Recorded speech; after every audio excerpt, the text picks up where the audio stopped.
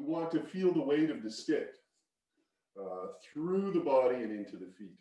And then the stick is moved with the pressure from the ground. The reason I like these is they keep your hands at a fixed width, so you cannot distort the form.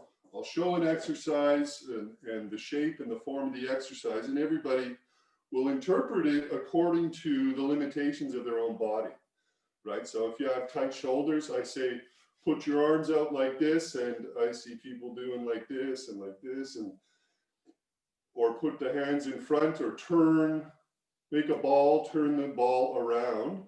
And what people will do is, you know, the ball will be some sort of shape that is dictated by the tension in their shoulders and their coordination and everything like that. Whereas when you're holding a stick and you turn the stick in place, your body is forced into the correct position. So this is one of the big advantages, and especially on Zoom, I think will be really useful and helpful for people. Stretching and turning the stick in this kind of a way, or I'll come a little closer, and then to stretch, right? To stretch, it rotates and spirals the tissues of the arm. So it's really useful that way. For those of you, if you've practiced that a little bit, you start to feel like, oh wow, this, you know, even just holding a posture with it is really useful for connecting and going, oh, there's my shoulder. And so it can be really helpful in that way. Also for building grip strength, right? If you have arthritic hands, these kind of exercises are really, really useful. It can be held on the ends and used in this way as well.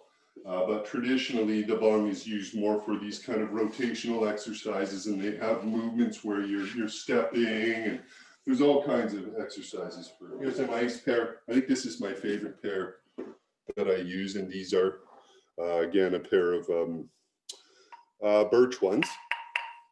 And so I can use these for all the practices, including the rotation. So the rotational practice, there's many exercises that I use for building coordination in the wrists and loosening the shoulders. So these kind of baton-like kind of twirling. So this is on a very superficial level, just working with the tissues of the arms and the wrists and rotating. But again, then these can be evolved into whole body practices where you're turning from the center and the sticks are rotating with you. And there's lots of different ways they can be used in staff practice. This kind of movement.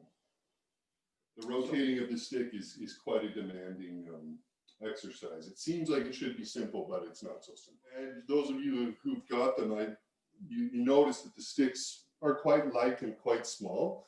It's important at first that the weapon or the training tool be light, because a big part of the initial training is learning to move the implement, whether it's a sword or a saber or a stick, with as little muscle tension as possible. So if you're working with something that's heavy, you're going to contract. The muscles are going to grab, and we want to try to move away from that in the practice. So we start light, and as we get more familiar, then we can move to more heavy. And this goes for all weapons training, really. It's all the same that way. With internal practices, we're trying to release muscle tension and learn to move more through connective tissue, and that requires the muscles to be relaxed. So traditional kind of Indian club exercises are things like this, where you're circling, and they're very good for shoulder development and building range. And I do these exercises occasionally. But what I tend to do a lot more with the clubs is exercises like Chansujin or silk reeling, like I do with you guys in class, where I'm using the body to move the club, and it's providing me with a gentle resistance on most planes. I mean, obviously, gravity is working in a downward way, so we don't get really that much resistance going down. But as far as the body, the legs moving, the body coordinating, dragging the club along, then this is using the Indian clubs in more of a Tai Chi way. This big saber that I built a couple of them for myself. It's sized for me, so it's gigantic for most people. In fact, when Philippe was here last time, I gave him one and we practiced together, and it's just hilarious. Like it's like the size of his whole body practically. Tip of the weapon should line up with the center of your ear. So for me, this is perfect size. And these saber, I tend not to use this giant weapon in my basement a whole lot because it carves up my ceiling. Basement swords, and these ones are just small, and they can be used for either saber or sword practice, and they're a dense hardwood that I had a leftover piece of. It's actually a wood that I use to build outdoor xylophones for kids. But these ones can be used for doing the form, and they can also be used for the kind of rotational practices in the same way as the clubs. They demand a little bit more accuracy because the blade is moving on a plane, and so you have to be a little more aware. So weapons training is really useful with those in the basement because I don't carve up my ceiling. And for saber practice, we tend to be more of this diagonal slashing type of movement where the upper spine is engaged. Whereas with sword or jam, the straight sword tends to be more of an extending, stabbing type of a movement. So this is a sword that I built when I first learned the sword set. I don't know how long ago, maybe 20 some years ago. And with this one, again, there are prerequisites or kind of rules that you follow when sizing the weapon. So with the sword, it should be the height of Chi-Hai, or the Dantian height here, just a couple inches below the navel.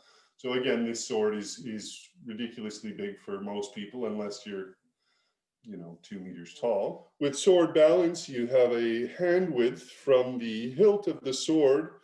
You measure one hand width, and that should be the point at which the sword should balance. So at one hand width, when I was building this one, this section here, which I inlaid with some ebony and bone from a guitar maker friend of mine.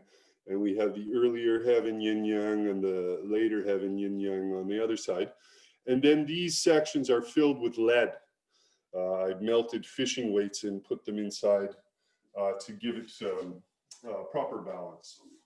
Anyway, the sword movements tend to be longer, extending the weapon more, and it's also it is typically considered as the highest form of weapons training for Tai Chi. It's a system of training the ball on a table where you use the whole body and you build sensitivity in the hands. And it's an excellent practice, especially for push hands training when you don't have a partner, like right now. And so I try to use the whole body to rotate and move the ball. And that's I really like this one. It's one of my favorite things to play with these days.